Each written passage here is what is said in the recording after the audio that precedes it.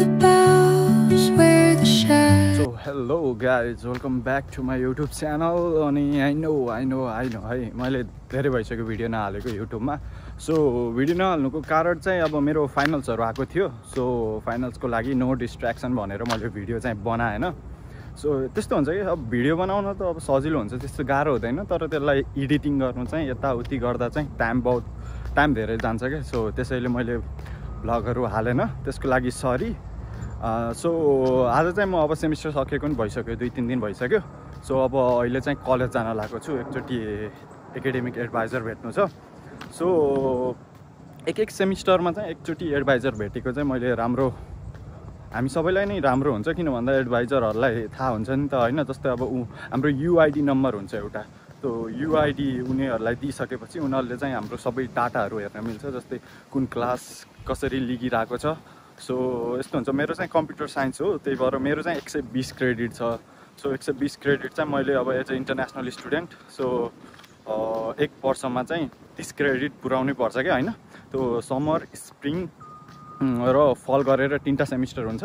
So प्रायःले चाहिँ समरमा क्लास लिँदैनन्, स्प्रिङ र फल गरेर फलमा 14 र 16 क्रेडिट लिएर अथवा 15 त्यो डिपेन्ड्स हुन्छ. अब तपाईले जस्तो क्लासहरु पनि लिन मिल्छ के, फेरि आफैले क्लासहरु लिने यहाँ.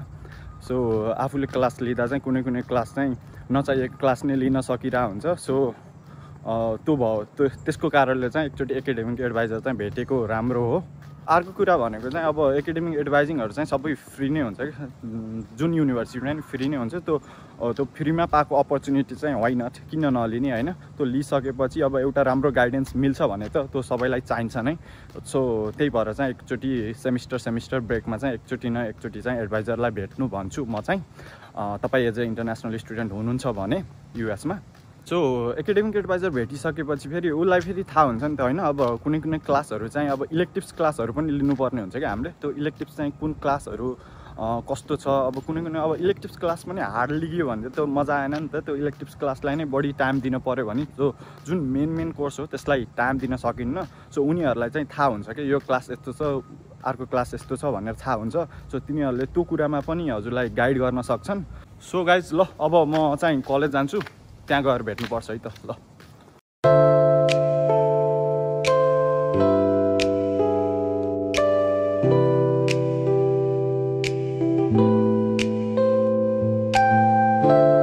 हेलो गाइज, अहिले चाहिँ ट्याक्क म इन्जिनियरिङ डिपार्टमेन्टको अगाडि छु. सो त्यहाँ गएर यसो हेरेको, वाल्किन अपोइन्टमेन्ट चाहिँ तपाईँको 1:30बाट लिँदो रहेछ, 1:30 जाँदा. सो अहिले चाहिँ 1 बजे आहा. सो हामीसँग आधा घन्टा छ. म र मेरो साथी पनि आहा, ऊ पनि एडभाइजिङ लिन आएको छ. सो आधा घन्टा चाहिँ यतिकै बस्नुभन्दा अब बिहान उठेदेखि केही पनि खाएन. सो यसो डाइनिङ हबतिर जानु पर्ला. किन भन्दा अब म चाहिँ अन क्याम्पस चाहिँ चिकफिलेमा काम गर्छु. सो डाइनिङ हलमा जसले काम गर्छ त्यसलाई चाहिँ एउटा मिल कार्ड दिन्छ, जसमा चाहिँ $30 चाहिँ हप्ताको रिन्यू भइरहन्छ.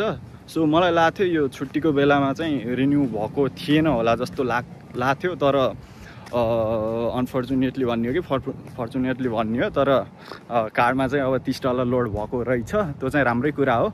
सो अब गइन्छ, खाइन्छ यसो, अनि खाएपछि चाहिँ यता आइन्छ, अनि यसो एकछिन अब आधा घन्टा कति लाग्ला एडभाइजिङ लिनु.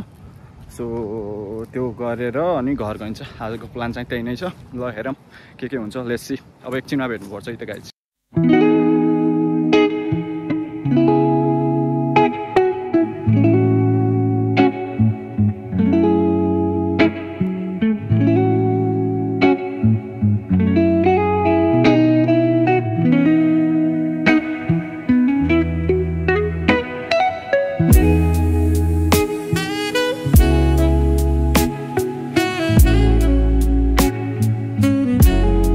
गाइज, म चाहिँ अहिले चिकफिले आएको छु हैन.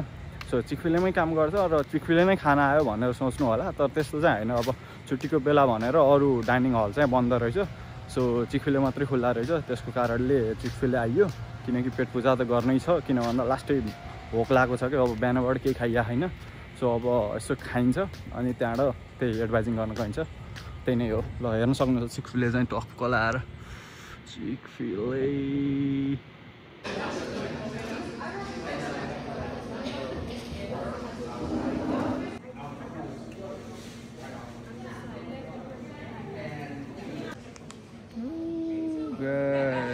फाइनली मेरो अर्डर चाहिँ आयो 145 सन्देश spicy deluxe Chick fil A sauce fries lemonade भयो गाइज।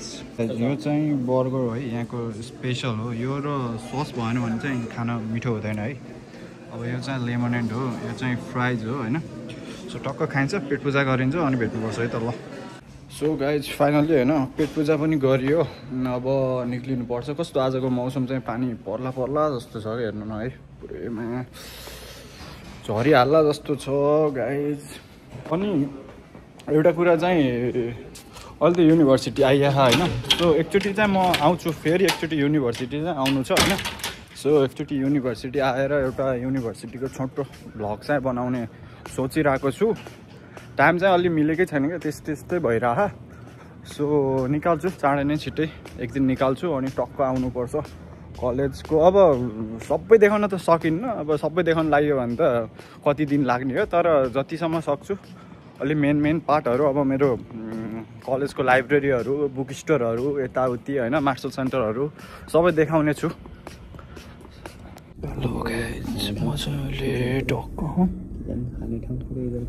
हेलो गाइज मजाले टक्क वेटिङ लिस्टमा छु होइन।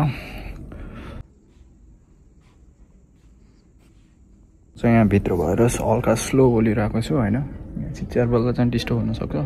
सो मिलाएर बुझ्नु न। And I am here with my Mac hey guys. टक्क लाएर पुरै सेटअपमा हामी चाहिँ टक्क एडभाइजिङ लिएर फर्किनुपर्छ होइन। यहाँको सब यो दृश्य। अब क्रिसमस आउनु लाएर होला सायद है, क्रिसमस ट्री हेर्न सक्नुहुन्छ तपाईँले। यहाँ चक्लेट खानुहुन्छ कि होइन।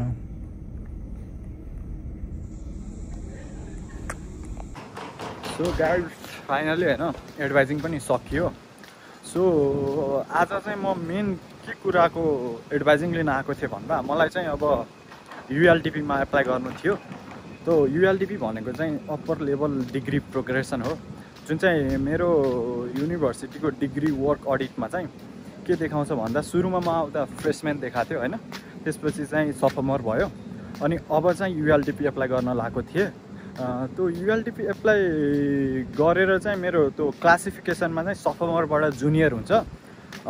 त्यो भनेको चाहिँ के हो भन्दा, म चाहिँ अब मेरो कम्प्युटर साइन्स कोर्स भयो होइन। सो त्यो कम्प्युटर साइन्स कोर्समा चाहिँ अब मैले मेन कोर्सहरू जुन स्पेसिफिक कम्प्युटर साइन्सकै कोर्सहरू हुन्छ नि, त्यो लिनलाई चाहिँ म अब रेडी छु, योग्य छु भनेको जस्तो हुन्छ कि। त्यो चाहिँ युएलटिपी चाहिँ पहिला दाइहरूको पालामा चाहिँ युएलटिपीलाई एप्लाई गर्नु पर्थ्यो। तर एडभाइजिङ लिइसकेपछि मैले थाहा पाएँ कि युएलटिपी चाहिँ अब म पढ्दा मेरो यो अब स्प्रिङ सेमिस्टरको मार्चतिर चाहिँ अटोमेटिकली त्यो क्लासिफिकेसनमा चाहिँ जुनियर स्टुडेन्ट भनेर आफै जाँदो रहेछ कि। त्यसको लागि चाहिँ छुट्टै एप्लाई गरिरहनु पर्दो रहेछ।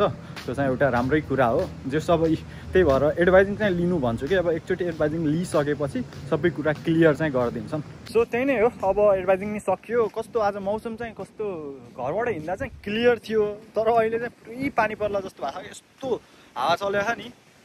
सो अब चाहिँ घर जान लाग्यो। सो त्यही नै हो, अब घर गएर भेटौँला। अब अहिले कति बज्यो, 2:30 भएछ होइन, 1 बजीतिर आएको थियौँ। सो पेट पूजा गरियो अनि एडभाइजिङ लिइयो। सो गर्नुपर्ने काम जति सबै भयो, आजको मेन गोल चाहिँ अब कम्प्लिट भयो। तर अब हेरौँ, अझै पनि दिन बाँकी नै छ, आधा दिन त भयो होइन। सो बिस्तारै अब केही प्लान भयो भने चाहिँ अवश्य भ्लगिङमा आइहाल्नेछ, भएन भने चाहिँ पनि यसो अब इन्डिङको लागि त म आउँछु नै। सो ल त्यही नै हो त, घर भेटौँला। हेलो गाइज, सो अहिले चाहिँ कति बेलुकाको 5 बजिसकेछ। सो केही प्लान होला जस्तो चाहिँ लाग्थ्यो, तर भएन। ठिकै पनि छ, आज मौसम पनि त्यस्तै छ।